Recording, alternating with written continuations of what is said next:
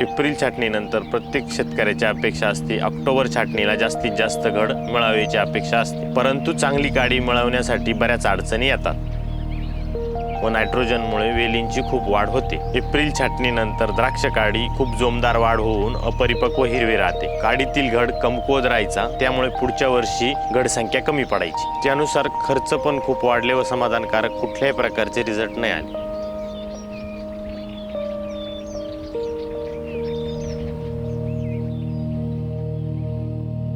April छाटणीनंतर मी BSF कंपनीचे लिओसिनचे 2 spray घेतो। 3 ते 5 पानावर असताना लिओसिनचा पहिला स्प्रे केला। तपकीन झाल्यानंतर 2 पाने आल्यानंतर आपण दुसरा स्प्रे घेतो। त्यामध्ये असे फायदे जाणवले की काडीमधील सूक्ष्म घड निर्मिती चांगली झाली। ऑक्टोबर छाटणीनंतर चांगली फुले व फळे येण्याची खात्री आहे। BSFचे लिओसिन 1 ml 1 लिटर पाण्यासाठी वापरू शकता। मी इतर शेतकऱ्यांना सांगू इच्छितो, BSF कंपनीचे लिओसिनचे 2 स्प्रे खरड छाटणीला योग्य वेळेत घ्या। ऑक्टोबर छाटणीला काडी मॅच्युअर असल्यामुळे घडसंख्या खूप चांगली मिळते।